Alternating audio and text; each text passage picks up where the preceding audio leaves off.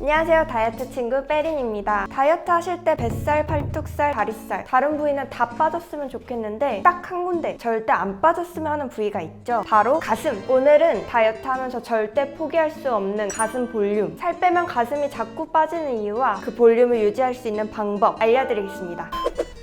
다이어트 하면 가슴이 많이 빠지는데 대체 이유가 뭘까요? 첫 번째, 가슴은 원래부터 잘 빠지게 생겼다. 가슴 크기의 지방, 근육, 유선으로 구성돼 있어요. 가슴은 다른 부위에 비해 특히 지방이 많고 지방이 빠져나갈 수 있는 혈관 분포도 굉장히 넓게 돼 있어요. 이것 때문에 다이어트 할 때 가슴 위주로 더 잘 빠지는 겁니다. 두 번째, 가슴은 다른 부위에 비해 더 빨리 빠진다. 다이어트 할 때 얼굴 가슴은 정말 빨리 빠지는데 하체는 절대 안 빠지죠. 이렇게 부위별로 감량 속도가 다른 이유는 바로 지방분해 효소의 수용체 분포 때문입니다. 지방분해하는 효소가 작용하려면 베타 수용체라는 게 필요한데 이 수용체가 특히 상체에 많습니다. 때문에 다이어트 할 때 하체에 비해 상체가 더 빨리 빠지는 거고요. 그 중에서도 단연 지방 비율이 높은 가슴 먼저 빠지게 되는 겁니다. 세 번째, 단기간에 급격한 체중 감량을 한 경우엔 더 빨리 빠진다. 가슴이 작아지는데 가장 큰 역할을 하는 게 바로 단기간에 급격한 체중 감량이에요. 초절식과 과도한 운동으로 급격하게 살을 빼다 보면 살 빠지는 속도를 피부가 따라가지 못하는 거예요. 그래서 다이어트 하고 나서 몸 피부가 막 처졌다고 느끼게 되는데 특히 이게 가슴에 영향을 더 크게 줍니다. 특히 과한 운동은 가슴 조직을 지속적으로 손상시키면서 가슴을 지지하고 있던 쿠퍼인대까지 늘어나고 가슴 볼륨이 작아지는 동시에 처지게까지 하는 그런 현상이 생기게 됩니다. 그렇다면 빠진 가슴 다시 되돌릴 수 있을까요?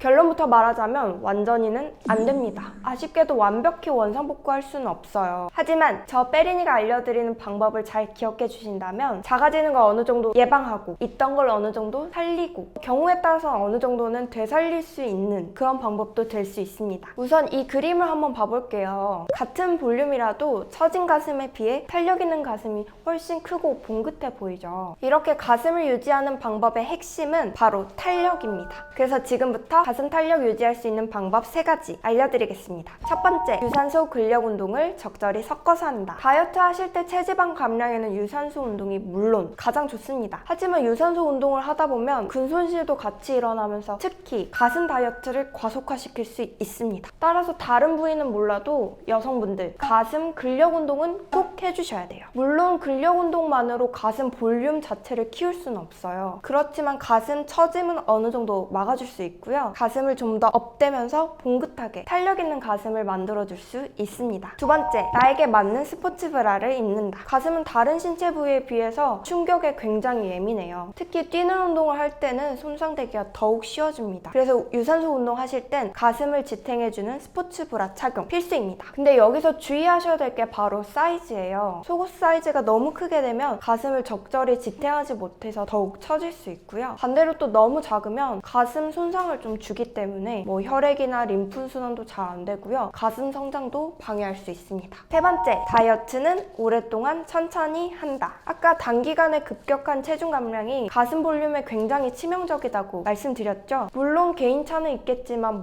일주일에 5kg, 한 달에 10kg 이상 이렇게 빼게 되면 가슴 볼륨에 정말 치명적입니다. 따라서 가슴을 더 잃고 싶지 않다, 여기서 잃을 가슴이 없다 하시는 분들은 일주일에 0.5kg, 그러니까 한 달에 2-3kg 정도 빼시는 게 적당합니다. 그 외에도 콩, 두부 같은 식물성 에스트로겐 있잖아요. 이런 걸 먹거나 바르면 도움이 되지 않을까요? 이렇게 물어보시는 분들 있을 거예요. 결론적으로 말하자면 파이토에스트로겐이 가슴 성장에 도움이 된다, 딱 이렇게 명확하게 제시하는 연구 결과는 아직까진 없습니다. 하지만 파이토에스트로겐이 건강에 해는 주지 않으면서 체내에서 어느 정도 유사 여성 호르몬 작용을 한다는 연구 결과는 계속 나오고 있어요. 그래서 한번 드셔보시는 것도 좋을 것 같습니다. 오늘 이렇게 다이어트 하면 가슴부터 빠지는 이유와 그 예방 방법에 대해 한번 알아봤는데요. 결론은 다이어트 하면서 가슴 빠지는 건 막을 수 없습니다. 하지만 앞에서 말씀드린 가슴 탄력 강화 방법을 통해서 어느 정도 보완할 수 있다입니다. 오늘도 여러분의 S라인을 향한 건강 다이어트를 응원하면서 이상으로 다이어트 친구 빼린이었습니다. 감사합니다.